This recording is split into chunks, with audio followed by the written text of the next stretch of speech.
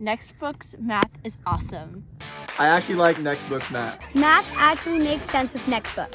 Nexbooks math is awesome. Nexbooks math is good.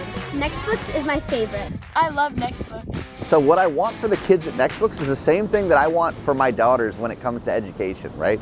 We want them to actually have their lives improved by what they're learning. And more importantly, we also want to establish like a love of learning for them, a lifelong love of learning. I think the worst crime you could commit is to make a kid convinced that they don't like to learn. Hey, I'm Ryan Tevis, the founder of Nexbooks, and I actually taught in kind of brick and mortar schools for over a decade. You know, private schools, public schools, summer school. And more importantly, that whole time that I was teaching, I was also tutoring nights and weekends. I founded a learning center in Santa Cruz. And so I tutored hundreds of kids for probably thousands of hours. But what's interesting about that time that I spent tutoring all these kids is that pretty much almost every single kid said the same two things. I mean, it was insane. These two themes would come up repeatedly time and time again. And the first one was, I hate math. But the second theme was they would always ask, when will I ever use this? And actually, I totally agree with them. We would be learning content that will never come up in their real life. So when we founded Nexbooks, it was to solve principally these two problems. It was to solve the problem of I hate math, but also when will I ever use this? So Nexbooks is a totally student-centric or kid-centered concept. So the way that Nexbooks kind of sets out to solve the math issue is that I actually tutored math and science that whole time. Those are the subjects I'm credentialed in. And so we designed Nexbooks to have kids be more successful in math and to actually like it. All the content is video-based, and it's very casual and kind of laid back, and it's taught in a very kind of tutoring style, right? So it's very conversational and kind of relaxed, and there might be a couple of jokes in there, right? It's not your typical dry textbook math learning. So the videos themselves are part of the reason that the kids are totally into Nexbooks math. And the next thing is that our quizzes are based exactly on the video. Like, there's no trickery, right? There's no like stuff on the quiz that wasn't in the video. So they come exactly directly from the video. And also we're mastery based. So when they have a lesson on whatever, adding fractions, and then they go to take that quiz on adding fractions, it's mastery based. They can take the quiz as many times as they like until they get 100%. And we encourage that. And a lot of kids do that. 1, 2, 3 tries until they totally get it dialed. Then they move forward.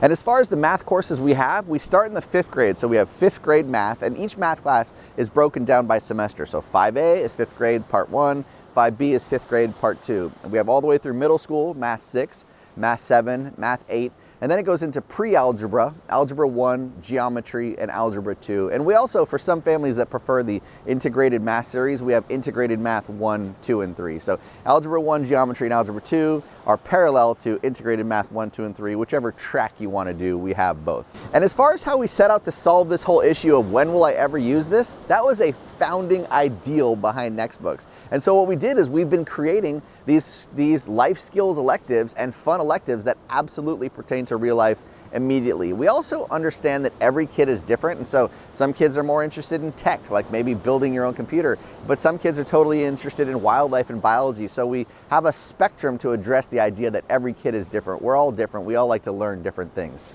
So as far as the courses themselves, this is a list of the courses we currently have. We have How to Adult, which is an awesome class on just that. It covers everything from like how to buy a house versus rent a house, junior college versus college, what is insurance, what are typical bills, right? All these things about how to adult. So that's a really fun one that kids like. We have Investing 101. Once they kind of understand investing, they'll feel a little bit more confident to actually do some dabbling in investing. One course that's super popular is our Start Your Own Small Business course. We want kids to consider starting their own business, but it still remains mysterious to them, so we've broken down exactly what has to happen to run their own small business.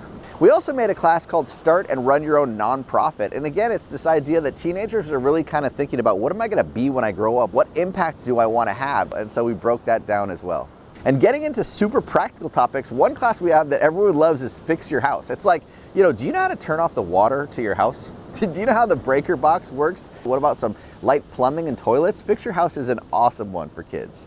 Your First Car is another fun class, and it's not a mechanic class to your first car. It's more like really understanding the basics of your first car. How do I pop the hood? How do I check the oil? Like, what kind of gas am I supposed to buy? There's all these things that we don't understand with our first car, and that's a fun one. Tools 101, it's kind of every tool that a handy person would have around their house. It's not like I'm necessarily a professional contractor, but you know, I'm handy. And so what are all the different tools? And depending on, you know, the family you come from, you might already know this, but if you don't have a family that's super handy, it's really fun. They can kind of be the first generation to get all that figured out. And for the tech kids, build your own computer is an awesome one. You know, maybe you want to start to consider building your own computer, but it's mysterious. How do I do it? We break down what kind of components do I need and how do I put them all together. So build your own computers. One of my favorite to make was Intro to Cooking. And we have a kind of a celebrity chef, Dylan France. He's pretty famous. He's a big time chef. And we built this class, Intro to Cooking, and it's great because it doesn't just teach recipes, it teaches the fundamental understanding of like why things work in cooking. So I really had fun making that with Dylan France, Intro to Cooking.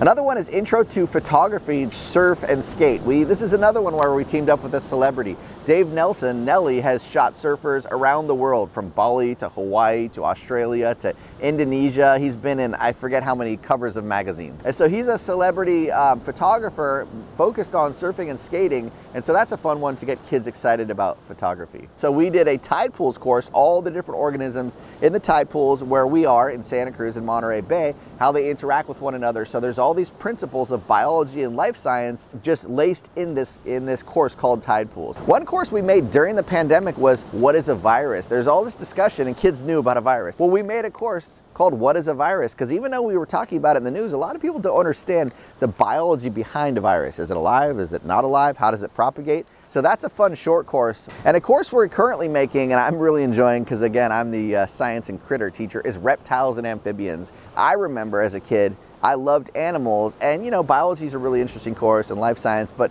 I really wanted to kind of focus in on things that I really liked, and that's amphibians and reptiles. Great class, reptiles and amphibians. And as for how our courses actually work and what the user interface looks like, this is the dashboard that the students will see when they log in. It's a super clear dashboard. This up here, these are all of their courses that they're currently enrolled in, and you'll see there's a little completion bar. You'll see a bar depending on how far along you've gotten in the course. And anytime they want to check their grades, of course, they can click on My Grades, and it'll be broken down per course that they're enrolled in. And once you're in a course like this, the first section will have all the instructions, and these are the exact same for every single course that we've ever made. And you can see the flow of the course is super easy. It's a video lesson, a quiz, video, quiz, etc. And this quiz is exactly from the content shown in the lesson here. So all you do is work in kind of a linear way like you would through a traditional textbook until you get to the bottom of the course. And as for the video lessons themselves, when they click into a section like this, you'll see you'll have a video lesson. These are the videos that we've made, and this is the content that will be covered on the quiz. These videos down here and links are extras, and that's just supplementary material. Sometimes it's nice to see the same content covered from a different angle or a different tone or different voice. So that's what these are. These are not mandatory. And these lessons are typically anywhere from 8 to 12 minutes long. So they're brief lessons covering one exact topic. That way it's kind of easy to quiz them on it and make sure they've mastered that before they move on. And as they progress down the course here, the tests actually are hidden until all the quizzes are taken. So the student will notice when they log in, they'll see all the quizzes for chapter 1 and they won't see a chapter test. This only appears after they have attempted every single quiz, then the test magically appears. Same thing for the end of the course here. If they work their way down, they're slowly completing this entire course. At the end, you'll notice that there's a practice final and a final exam. Same thing, as these do not appear until all of the chapter tests have been taken. And these quizzes we talked about are mastery based, so they have unlimited attempts on these quizzes here. I watch this lesson, I take this quiz here, and I can take it as many times as I like until I get 100%. And I'll work my way through this quiz and see what I get at the end. And then again, I can take this repeatedly a million times if I want until I've totally mastered the content for that particular section. But while the quizzes allow for unlimited attempts, it's sort of the mastery-based model, the chapter tests have 2 attempts. So the student takes these until they're really mastered the content, and then they feel comfortable taking the test. And the test is exactly from the quizzes in that section, so there's no trickery. And with regards to the practice final and the practice final allows for unlimited attempts. It's graded so they get feedback, but it's not part of their overall grade. So this is a place to practice and make sure you've got it. And it's exactly the same content as the final exam, and the final exam only has 1 attempt. And once they've done that, all the quizzes and all the tests and the final exam, then they get a certificate of completion here. And this prints out for them, and it looks something like this. And it has the name of the course, their name, and it has a recommended number of credits and grades. And the reason that's recommended is because we are not a school. We can't issue credits. This is not a transcript. This is a certificate of completion. And so it's a recommended grade based on all the tests and quizzes they took with us. But of course, ultimately, you build your own transcript. So those are the recommended grade and the recommended credit. But yes, it shows that they actually completed the course. One other assessment that we have throughout every one of our courses is that at the end of every chapter, we have what's called a real life assignment. And this is an assignment designed to kind of apply the principles that they actually learned in that section to real life. These are not mandatory and we do not grade them. These are kind of suggested, cool real life assignments that the student would turn in either to their parents or an ES or some form of a teacher, but not us. So these are not mandatory unless you decide as a parent or an ES that they are mandatory. You could say, yes, please do all of the real life assignments, but that would be up to you to kind of give a formal grade and include that in the final grade for the course.